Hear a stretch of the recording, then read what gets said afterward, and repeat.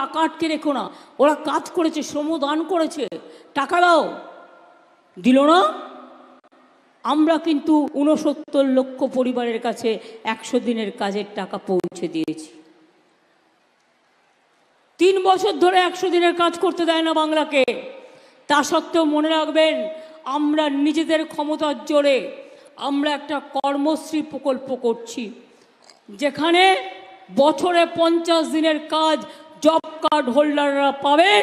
আর যদি কেউ মনে করেন আমি 50 দিনের জায়গায় 60 দিন করব, সেটাও করে দেওয়া হবে, এবং টাকাটা দিল্লি নয়, টাকাটা আমরা দেব। এগুলো বাজেটে পাস হয়েছে। তৃতীয়ত, বাংলার বাড়িটা বন্ধ, বলছে উনি নাকি সব করেছেন। 43 লক্ষ বাড়ি আমরা করে দিয়েছিলাম, তাতে আমাদেরও ভাগ আছে, ওদেরও ভাগ আছে, কিন্তু ওরা আমাদের ভাগটার কথা বলে না, নিজের ছবি লাগায়। আর এখন ডিজিটালে সব মোবাইলে পাঠাচ্ছে, আপকা মোদিজি কর রা হ্যায় সব। এত মিথ্যেবাদী, ভাওতাবাজি, লোভী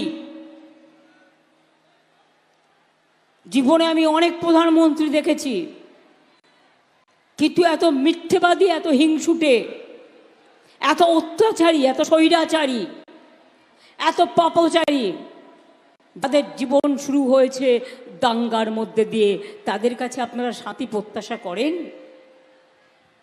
শান্তি প্রত্যাশা করেন? করেন না। তাই জেনে রাখবেন, মোদিরা যা যা বলেছিল কিচ্ছু করেনি। বলেছিল বাড়ি বাড়ি গ্যাস দেবে, গ্যাস বেলুন আকাশে উঠছে। বলেছিল বিনা পয়সায় চাল দেবে, গ্যাস বেলুন আকাশে উঠছে। বলেছিল বিদ্যুতের নাকি আপনাকে বিল দিতে হয় না, ওটাও গ্যাস বেলুন আকাশে উঠছে। 15 লক্ষ টাকা দেয় বলেছিল, 50,000 টাকাও দেয়নি, ওটাও গ্যাস বেলুন আকাশে উঠছে। 2 কোটি ছেলে মেয়ের চাকরি দেয় বলেছিল, চাকরি তো দেয়নি, বেকারের সংখ্যা বেড়ে গেছে। উপরন্তু আমাদের 26,000 ছেলে মেয়ের শিক্ষক শিক্ষিকার চাকরি ওরা খেয়ে নিয়েছে কোর্টে কেস করে। মনে রাখবেন, আমরা ছেড়ে কথা বলছি না, আমরা শিক্ষক শিক্ষিকাদের পাশে আছি। যদি কেউ একটা ভুল করে, তার বিরুদ্ধে তুমি তাকে সংশোধন করবার সুযোগ দাও, তুমি তাকে তার জন্য পলিসি করো। যারা কোনো ভুল করেনি, কোনো অন্যায়ও করেনি, পরীক্ষা দিয়ে পাশ করেছে, সবাইকে বাদ দিয়ে দিলে। বল, তোমার মধ্যপ্রদেশের ভ্যাপামের খবর কি? তোমার রাজ্যে কি হয়? মধ্যপ্রদেশের ভ্যাপাম চাকরির কেলেঙ্কারিতে যারা ইন্টারভিউ করতে যারা ইনভেস্টিগেশন করতে গেছিল, সবাইকে মার্ডার করা হয়েছিল। কি মোদিবাবু, একটু মুখটা খুলুন। আমার সন্দেশখালীর মা বোনদের কিভাবে প্ল্যান করে মেয়েদের অসম্মান করেছে দেখেছেন? ওরা জানে না মেয়েদের কাছে টাকাটা বড় কথা নয়, মেয়েদের আত্মসম্মান, মেয়েদের গরিমা, আমার মায়ের শাড়ির আঁচল, এটার সম্মান অনেক বেশি। ইলেকশনে জিততে হবে, তাই ব্লুপ্রিন্ট তৈরি করতে হবে। বলে না, বেশিবার বেরো না, ঝড়ে পড়ে যাবে। আর বেশি চক্রান্ত করো না, একদিন চক্রান্ত ফাঁস হবে। এসব এত সহজে হয় না, সব কিছু পরিকল্পনা করে। এনআরসি পরিকল্পনা করেছে।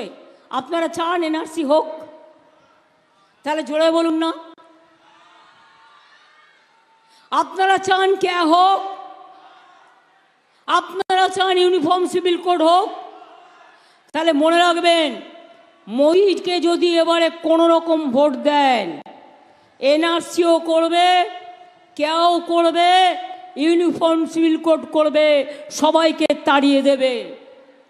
তপশিলি তার অস্তিত্ব খুঁজে পাবে না, আদিবাসী তার অস্তিত্ব খুঁজে পাবে না, ভূমিজোড়া তার অস্তিত্ব খুঁজে পাবে না, মুসলিমরা পাবে না। ওবিসিরা পাবে না, হিন্দুরা পাবে না। ওরা আমাদের হিন্দু ধর্ম মানে না, ওরা বাইরে থেকে ধার করা একটা অধর্ম, একটা বকধার্মিককে মানে। আর আমাদের ধর্ম হচ্ছে কোরআন, পুরাণ, বেদ, বেদান্ত, বাইবেল, ত্রিপিটক, গ্রন্থ সাহেব, জেন্দা বেস্তা পড়ে যাও যত সব। আমাদের ধর্ম রামকৃষ্ণ পরমহংসদেবের সর্বধর্ম সমন্বয়। আমাদের ধর্ম স্বামীজি শিখিয়েছেন। আমাদের ধর্ম আমাদের সতীপীঠে গেলে আমরা বুঝতে পারি আমাদের মা আমাদের আশীর্বাদ দিচ্ছে। পাথর চাপড়ি যান, 16 আনা মসজিদ যান, ফুলপুরা শরীফ যান, নাখোদা মসজিদ যান, দেখতে পাবেন সবারই এক এক ঈশ্বর, এক এক আল্লাহ। কেউ হিন্দু, কেউ বৌদ্ধ, কেউ শিখ, কেউ জৈন, কেউ পারসিক আছেই। আমরা তাই বলছি পরিষ্কার, আমি এনআরসি করতে দেব না। আপনারা কি একমত? আরে আমি চিৎকার করে যাচ্ছি আজকে 1 মাস 5 দিন ধরে, আপনাদের গলা দিয়ে একটু আওয়াজ বেরোচ্ছে না?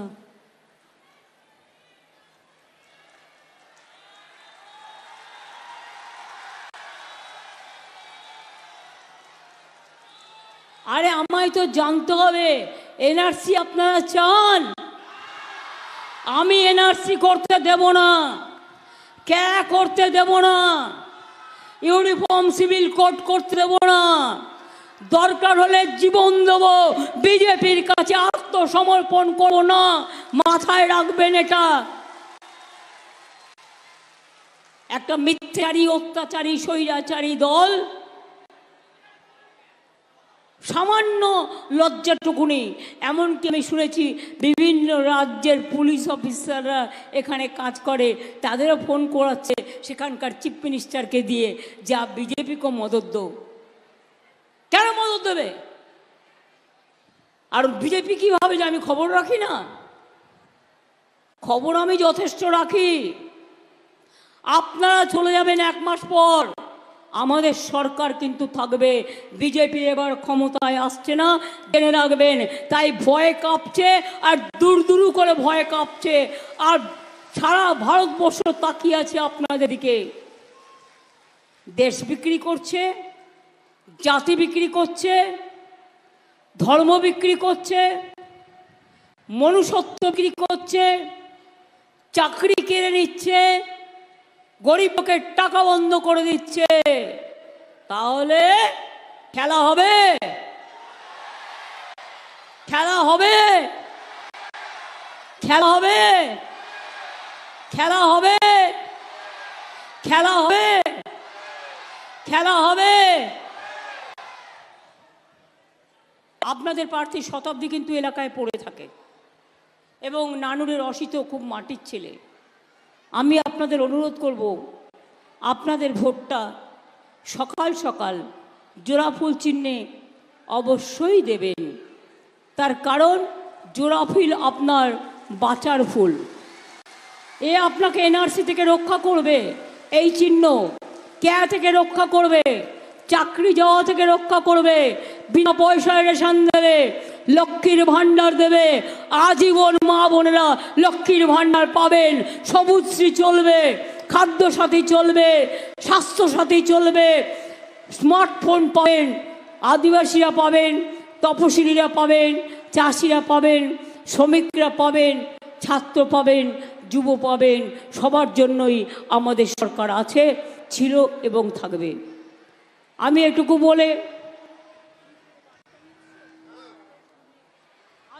বলে আপনাদের সকলকে বলবো, আমি দেখছিলাম দুজন আমাকে ফুটবল দেখাচ্ছিল ওখান থেকে।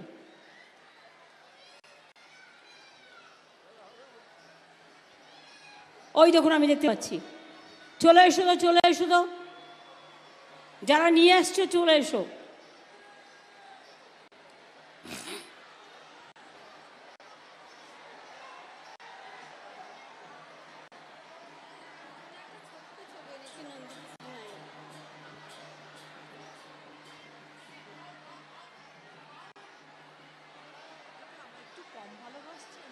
থাকে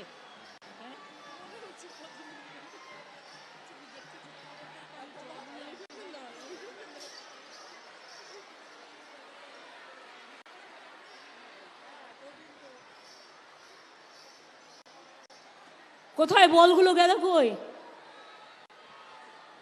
বল নিয়ে নিচে চলে এসো, নিচে নিচে। আমায় দাও, আমি তোমাদের দেবো, তোমরা লুববে।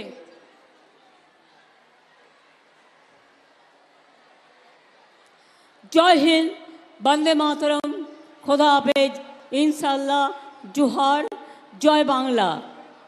আমার আদিবাসী ভাই বোনেরা কিছু পারফরমেন্স করবে আপনাদের দেখাবার জন্য।